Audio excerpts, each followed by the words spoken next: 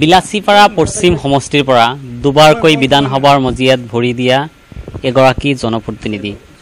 তেওঁ দুবাৰকৈ বিধায়ক হিচাপে নিৰ্বাচিত হৈছিল এইখন সমষ্টিৰ পৰা। বৰ্তমানে তেওঁ প্ৰাক্তন বিধায়ক হৈ কংগ্ৰেছৰ হৈ কাম কৰি আছে। তেখেতৰ পৰা বৰ্তমানৰ যি পৰিৱেশ, ৰাজনৈতিক পৰিৱেশ বা বৰ্তমানে বিলাসীপাৰাৰ বৰ্তমান ৰাজনৈতিক পৰিৱেশ সম্পৰ্কে জানিবলৈ আমি তেখেতৰ কাষত উপস্থিত হৈছোঁ। তেখেত হৈছে আলী আকবৰ মিয়া। আমি তেখেতৰ পৰা পোনে পোনে জানিবলৈ যত্ন কৰিম। বৰ্তমান যি পৰিস্থিতি, ধুবুৰীত বিশেষকৈ এটা গুৰুত্বপূৰ্ণ সমষ্টি, লোকসভা সমষ্টি, আপোনালোকৰ ফলাফল কেনেকুৱা, কি ভাবে আপুনি? চাওক, ফলাফল কি হ'ব আপোনালোকে লোকাল মানুহ, আপোনালোকে বাহিৰা মানুহ নহয়, আপোনালোকে নিজেই গম পায়। আমাক প্ৰশ্ন কৰাতকৈ আপোনালোকে নিজেই যদি উত্তৰটো লয়। আমাৰ আজিকে কোৱা হৈছে প্ৰতিদ্বন্দ্বী কোনে হ'ব, কোনে কাৰ লগত কণ্টেষ্ট হ'ব। আমাৰ কাৰো লগত কণ্টেষ্ট নহয়, আমাৰ লগত কাৰোবাৰ কণ্টেষ্ট হ'ব পাৰে, কিন্তু কণ্টেষ্ট হোৱা বুলি আমি নাভাবোঁ। হয়তো কোনোবাই 2 নম্বৰ বা 3 নম্বৰত থাকিব, 100 ভোট পাই 2 নম্বৰ হ'ব পাৰে, 200 ভোট পাই 2 নম্বৰ হ'ব পাৰে।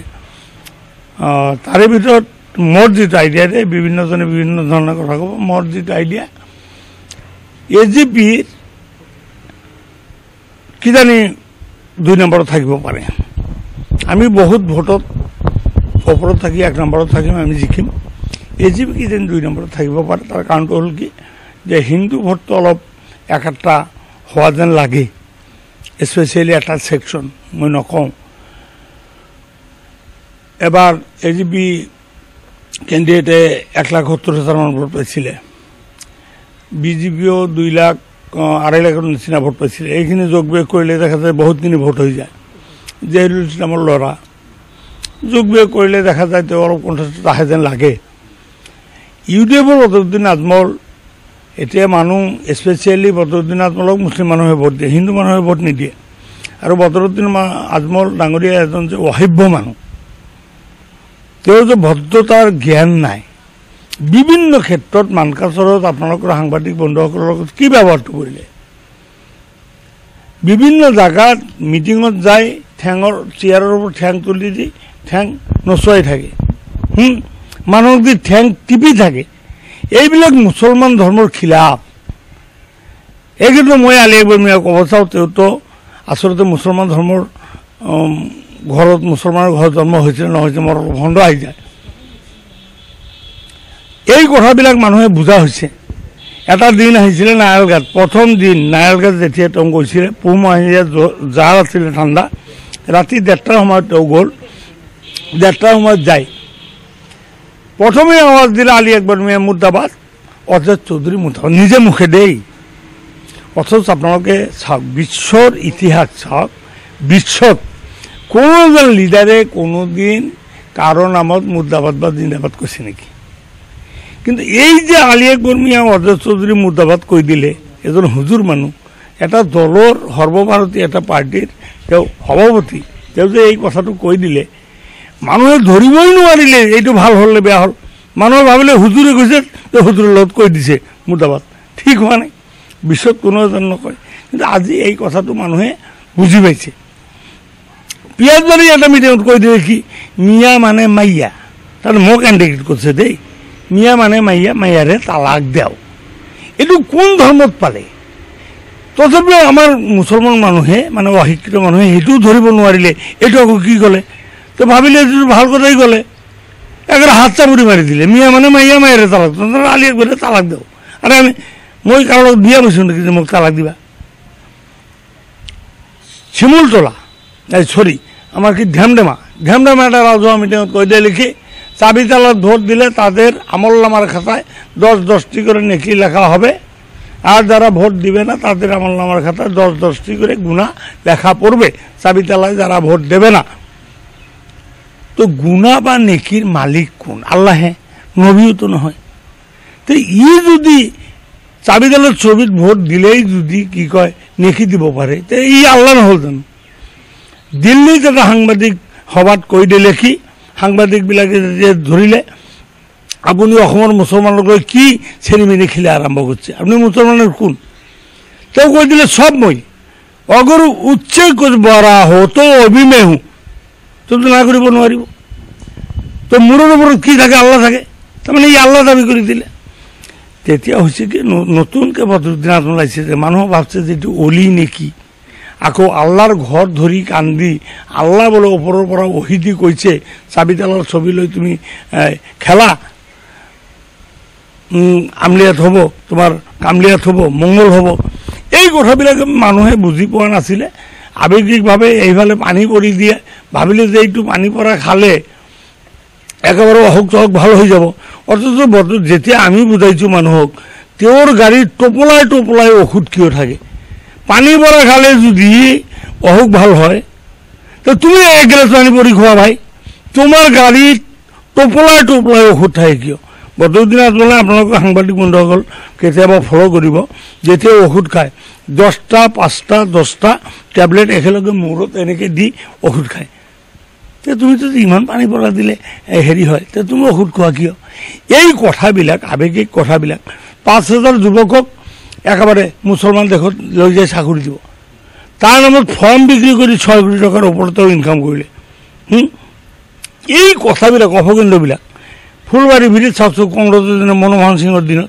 ই কয় কি ইয়ে বোলে কৰি আছে এই যে অপকেন্দ্ৰমূলক কথা ই বোলে মানে ফ্লাইং মুভিং হস্পিটেল বনাই দিব ক'ত হা ৰূপসী চাচোন এইটো কংগ্ৰেছৰ দিনত এতিয়া বিজেপিয়ে কৰি আছে তোমাৰ কি অৱদান পাৰ্লিয়ামেণ্টত এতিয়া ইউডিএফৰ মানুহে কয় যে পাৰ্লিয়ামেণ্টত হুজুৰে খুব কথা কয় হা কথাটো কেইবাদিনো কৈছে উৰ্দু ভাষা চাষা জানে ভালকৈ কৈছে কিন্তু কৈছে কি সেইটো আপোনালোকে চাওক ইউৰোপৰ বন্ধুসকলক আপোনালোকৰ জৰিয়তে মই আহ্বান জনাম কি কথা কৈছে কথাকেইটা যোৱা বুলি চাওক না খালি কথা কয় সেইটো ফটো তুলি দেখে আমাৰ হুজুৰে খুব কথা কৈ আছে কথাটো কি কৈছে সেইটো কওক না আলি আকবৰ মিয়া আমি যেতিয়া এই এছেম্বলিত আছিলোঁ আমাৰ কথাবিলাক ৰেকৰ্ড হৈ আছে ইমান চিঞৰিছোঁ তেওঁতো দেখা গৈছে যে বিভিন্ন সমস্যালৈ কথা কৈ আছে ধুবুৰী ফুলবাৰীৰ কথা কৈছে আপুনি সেইটো লৈও কথা কৈছে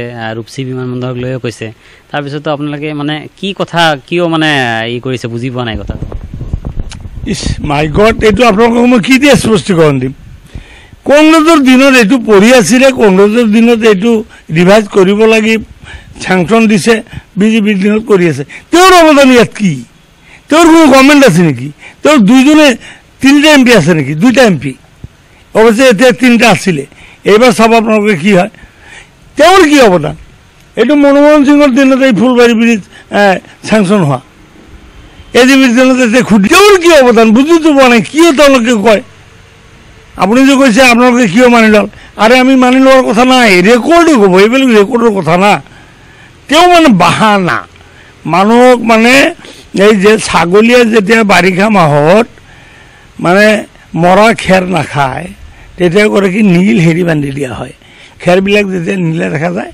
একদম চপ কৰি খায় নহ'লে লগত মানে ছাগলীটো মৰে বদৰুদ্দিন আজমল আমাৰ এই মূৰ্খ মানে স্পেচিয়েলি মুছলিম জাতিটোক মানে চকুত হেৰি বান্ধি দি মানে ইমান দিন ঠকাই আছিলে এতিয়া এইকেইদিন চাওক না আপোনালোকে নিজে ক'ব মোক কিয় সোধে বদৰুদ্দিন আজমল আগত আহিলে 3, 4, 5,000, 7,000, 10,000 মানুহ হৈছে এই কেইদিন যে ঘূৰিলে আজি 1 মাহৰ পৰা ইফালে ইফালে ঘূৰি আছে এটা মিটিং দেখাওকচোন 1,000 মানুহ হৈছে নেকি এটা মিটিং দেখাওকচোন 500 মানুহ হৈছে নেকি অথচ আমি কালি আমাৰ মানুহ ইমান হৈছে আমি সেইদিন তাহেৰ বেপাৰীক ৰিচিভ কৰোঁতে ইমান মানুহ হৈছে ভাড়া দি আনিছোঁ বুলি কৈছে কালি যোৱাকালি আপোনালোকৰ মিডিয়াত কৈছে ভাড়া দি আনিছোঁ বুলি আৰে কলেজে ভাড়া দিয়াৰ পইচা ক'ত পাব তুমিহে কৈ থাকা এই গভৰ্ণমেণ্ট মই কিনি পকেটত লৈ চলাম এইবিলাক অসভ্য কথা তুমিহে কোৱা আমি কংগ্ৰেছে কেতিয়া কৈছোঁ আমাৰ ইমান পইচা আছে আৰু কংগ্ৰেছে ক'ত পইচা আছে এইবাৰ এই যে আমাৰ কেণ্ডিডেটবিলাকক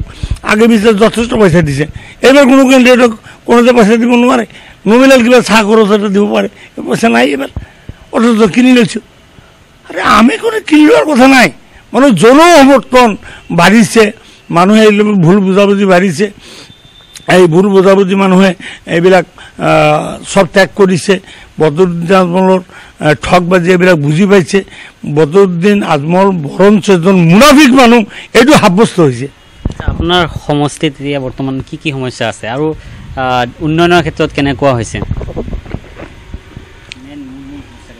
চাওক, মই মাত্ৰ নেমেল এখন 40 লাখ টকা পাইছোঁ। মই MLA থাকোঁতে দেই, সেই 40 লাখ টকা দি মই সৰু সুৰা যিবিলাক কাম কৰিছোঁ আজিও চকুৰ আগত জল জল পটপট হৈ আছে। মানুহে আজিও কয়, মোৰ শত্ৰু UDF কয়, মানুহজন কৰ্মী কাম কৰিছে। তো টকা কিমান আছিলে? মাত্ৰ 40 লাখ। বাকী স্কিমৰ কথা বাদ দিয়ক। আজি বছিৰ কাছিমে বদৰুদ্দিন আজমলৰ 2 নম্বৰ সৈনিক সেনা, তেওঁ টকা পায় 2 কোটি। আগত MP বিলাকৰ 50 লাখ টকা আছিলে, 80 লাখ টকা আছিলে, একবাৰ 1 কোটি হ'ল, এতিয়া বৰ্তমান 5 কোটি। বদৰুদ্দিন আজমল ডাঙৰীয়াই এই যে নিৰ্বাচন থিয় দিছে, মই আলি আকবৰ মিয়াক প্ৰত্যাহ্বান জনাইছোঁ। মই 2বাৰ বিধায়ক হৈছোঁ, আকৌ যেতিয়া ভোট বিচাৰি গৈছোঁ মই কচুকেইটা গোহাৰি চপাই দিছোঁ। ইমানখিনি টকা পাইছিলোঁ, এইখিনি কাম কৰিছোঁ। ইয়াত যদি কোনো দুৰ্নীতি হৈছে মোক ভোট দিব নালাগে, আৰু যদি মই কোনো দুৰ্নীতি কৰা নাই আপোনালোকে যদি বিশ্বাস কৰে মোক ভোট দিয়ক। মোক ভোট দিছে বছিৰ কাছিমি, বদৰুদ্দিন আজমল। তেনেকৈ যদি ক্ষমতা থাকে, তেওঁলোকৰ যদি ক্ষমতা থাকে, ক্ষমতা বুলি মই কৈছোঁ, তেওঁলোকে হেৰি কৰকচোন, এটা গোহাৰি চপাই দিয়কচোন। মই ইমানখিনি টকা পাইছোঁ, এইখিনি কাম কৰিছোঁ, দিয়কচোন। মিড টাৰ্ম ইলেকশ্যন অজিত চৌধুৰীৰ, মিড টাৰ্ম ইলেকশ্যন দক্ষিণ চালমা, এটা গোহাৰি চপাই দিলে।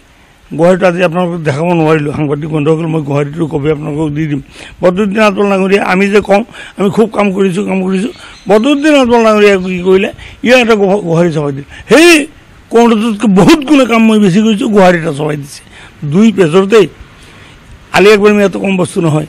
মই এই গোহাৰিটো লৈ লৈ ক'ত ক'ত কাম কৰিছে সেই গাঁৱত গৈছোঁ, যাই ৰাইজক সুধিছোঁ এইটো এই স্কিম কৰিছে, নাই 1 পাচি মাটিওতো পেলোৱা নাই, কৰেৰী এটা কোবতো মাৰা নাই, বোলে বাঘ গাড়িছে পাৰে, ইয়াতে ডালো গাৰা নাই।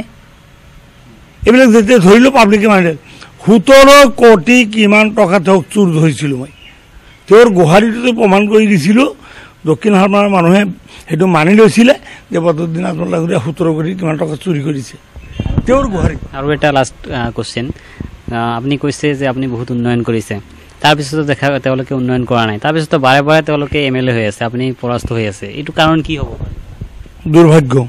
এই কথাটো ক'ব গ'লে কাৰোবাৰ এগেইনষ্টত ক'ব লগা হয়। আচলতে কি হৈছে, বদৰুদ্দিন আজমল তেওঁৰ পাৰ্টিটো মছজিদ, মাদ্ৰাছা, মক্তব, এই 3টাক নিজৰ বাপৰ সম্পত্তি বুলি ব্যৱহাৰ কৰি ইলেকশ্যনৰ 3 দিন আগত মাদ্ৰাছাবিলাক বন্ধ কৰি দিয়ে। বন্ধ কৰি দিয়ে, আপোনালোকে নিজে শিক্ষিত মানুহ, আপোনালোকে জানে গুৰু দক্ষিণা বুলি কথা এটা থাকে, গুৰু দক্ষিণা নিশ্চয় পঢ়িছে আপোনালোকে। যদি এই ছাত্ৰবিলাকক কৰে কি, বৰ দি দিয়ে। তোমালোকে যাই ক'বা, তোমাৰ মাক আৰু তোমাৰ দেউতাক ক'বা যে হুজুৰে গুৰু দক্ষিণাটো বিচাৰিছে, তাৰমানে ভোটটো বিচাৰিছে, চাবিতালত ভোটটো দিব গৈছে। এই বাচ্চা ল'ৰা ছোৱালী যেতিয়া ঘৰত যাই কয়, মা কমচে কম মা হুজুৰে ভোটটো বিচাৰিছে। আলি আকবৰ মিয়াৰ মিছেছকো যদি আলি আকবৰ মিয়াৰ ল'ৰাই মাদ্ৰাছাৰ পৰা আহি ঘৰত কয়, মা হুজুৰে ভোটটো বিচাৰিছে, আলি আকবৰ মিয়াৰ মিছেছো চাবিতালত ভোট দি দিব, আলি আকবৰ মিয়াই গমকে নাপাব। এনেকৈ এটা পাৰ্চেণ্টেজ ভোট তেওঁলোকে লৈ লৈছে। সেই ছয়তানটো ধৰা পৰিছে। মক্তবৰ ল'ৰা ছোৱালীকো তেনেকৈ কৰে। মাদ্ৰাছাৰ মুৰব্বীবিলাকক ডাইৰেক্টলি 2000-3000 টকা কোৰাণ লৈ বহক, মই প্ৰমাণ কৰি দিম। প্ৰত্যেকজন মানে UDF লাইনৰ বদমাছ মৌলানা যিবিলাক, তেওঁলোকক 2000, 3000, 5000কে ডাইৰেক্ট কেছ টকা দিয়ে। আৰু তাৰমানে UDF লাইনৰ মৌলানাবিলাকে কি কৰি খায়, আপোনাৰ ল'ৰাক যদি আপুনি মাদ্ৰাছাত দিয়ে, তেওঁলোকে কোনোদিন পঢ়ায় এই কথাটো নিশিকায় যে তোমালোকে যাই মা দেউতাক অলপ ঘৰত অলপ সহায় কৰি দিয়া, তোমালোকৰ এই দোকান দিয়া, নিশিকায়। তেওঁলোকে কি কৰে, এটা মক্তব তুলি দিয়া, এটা মাদ্ৰাছা তুলি দিয়া, আলি আকবৰ মিয়াৰ ল'ৰাই হওক, সৰ্বানন্দৰ ল'ৰাই হওক আৰু নৰেন্দ্ৰ মোদীৰ ল'ৰাই হওক, বস্তাটো কান্ধত লৈ আল্লাহৰ ৰাস্তাত কিছু দিয়া। তাৰমানে এই বদৰুদ্দিন আজমলৰ যিবিলাক মুৰব্বী, আমাৰো যথেষ্ট মুৰব্বী আছে দেই, এইবিলাক বদৰুদ্দিন আজমলে ইমান দিন বাহাদুৰি কৰিছিলে, এই ইলেকশ্যনত দেখাই দিম, মুৰব্বীৰ ভোট বেছি আমি পাম। আমাৰ যথেষ্ট মৌলানা মুৰব্বী আমাৰ আছে। এই এক শ্ৰেণীৰ তেওঁলোকৰ যিটো মুৰব্বী, এই মুৰব্বীক দি এইটো বুজাইছিলে টকা পইচা দি যে এই হুজুৰসকলে দোৱা কৰিব, আমাক নহ'লে বিয়া নহ'ব, আমি এই বদৰুদ্দিনৰ মুৰব্বীকেইটা নহ'লে আমাৰ জানাজা নপৰিব। এইবিলাক ছয়তানি যিবিলাক কথা মানুহে বুজি পাইছে। এটা কথা কি আপোনালোকে জানিব দেই, আপোনালোকে কাইণ্ডলি এইটো হেৰি কৰিলে ভাল পাম। মুছলমান ঘৰত যদি বদৰুদ্দিন আজমলৰ জন্ম নহ'ল হয়, হিন্দুৰ ঘৰত যদি নৰেন্দ্ৰ মোদী বোলা এই ছয়তানটোৰ জন্ম নহ'ল হয়, আজি হিন্দু মুছলিম এই কাজিয়াবিলাক কমচে কম অসমত নাহিলে হয়। মই কলেজত 2 বাৰ GS হৈছোঁ। আমি হিন্দু মুছলিম কথাবিলাক বুজি পোৱা নাছিলোঁ। তেতিয়া হিন্দু মানুহবিলাকে 100%, এই বঙালী হিন্দুবিলাকে 100% ভোট দিছে। এতিয়া বঙালী হিন্দুবিলাকৰ এটা ভয় হৈছে কি আমাৰ প্ৰতি, কংগ্ৰেছৰ প্ৰতি, যে কিজানি এই নাগৰিকত্ব সংশোধনী বিলটো আমি কিজানি বিৰোধিতা কৰিছোঁ, বঙালী হিন্দুৰ বিপদ হয় নেকি। আমি এইবাৰ বুজাবলৈ চেষ্টা কৰিম।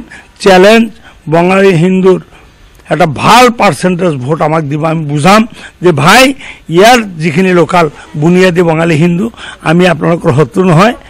বাংলাদেশৰ পৰা হিন্দুই হওক মুছলমানেই হওক, যিসকলে আহিব বা আনিব তেওঁলোকে আমি শত্ৰু।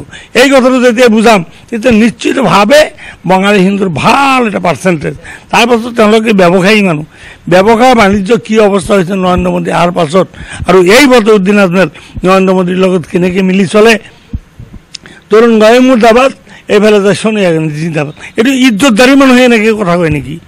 একেই পাৰ্টি, তৰুণ গগৈ গণতন্ত্ৰ লিডাৰ কয় এইটো মুৰ্দাবাদ, দিল্লীত যাই কয় কি কয় সোনিয়াজী এই জিন্দাবাদ। এইটো কোনো নীতিৰ কথা হ'ল নেকি? আকৌ কি কয় নৰেন্দ্ৰ মোদী মেৰা বৰা ভাই জেইছে। যি বৰা ভাইয়ে মুছলমানক অচিলে বেম্বু দি সৰ্বনাশ কৰি আছে, যি বৰা ভাইয়ে কৈছে মছজিদ মন্দিৰ এক, যি বৰা ভাইয়ে কৈছে, যি নৰেন্দ্ৰ মোদীৰ পাৰ্টীয়ে কৈছে মুছলমান মৃত্যু মহিলাক কবৰৰ পৰা তুলি আনি ধৰ্ষণ কৰা, গৰু খোৱা বন্ধ কৰা, মছজিদ ভাঙি দিয়া, কবৰস্থান ভাঙি দিয়া, কবৰস্থানৰ মাটিখিনি তুমি দুখীয়া মানুহক বিলাই দিয়া, এইবিলাক অপকাণ্ডমূলক কথা কোৱা নৰেন্দ্ৰ মোদীক যিজন মানুহে ক'ব পাৰে ও হামাৰা বৰা ভাই জেইছে, এই কথাবিলাক এতিয়া লাগ-দুখ থকা নাই, মানুহে বুজি পাইছে। আৰু এই কথাবিলাক ইছ্যু বনাই আমি যাম ভোটত। দেখা যাওক বদৰুদ্দিন আজমলে কিমান ভোট পায়। বদৰুদ্দিন আজমলে যোৱাকালি কৈছে তেখেতে যে দেখা যাব জনসমৰ্থন কাৰ বেছি। বোলে আপোনাকে জনাইছোঁ, আপুনি ৰেডি থাকক, কিন্তু আপুনি এবাৰ ছয়তানি বন্ধ কৰিব। কিয় ইমান ডাঙৰ হুজুৰ আমিনদাৰী ইয়াতে কান্দে কিয়? এইটো আমিনদাৰৰ কাম নেকি? মুখ চলক, মানুহক বুজাওক, বুজাই ভোট লওক। আমিনদাৰী কিয় কান্দে? এই কান্দাৰ ঠক বাজি মানুহে বুজি পাইছে, তেওঁৰ কান্দাকাটি নচলে। মানুহে বুজিব জাতীয় স্বাৰ্থত মানুহৰ প্ৰয়োজনত মানুহে কংগ্ৰেছক ভোট দিব, আমি নিশ্চিত।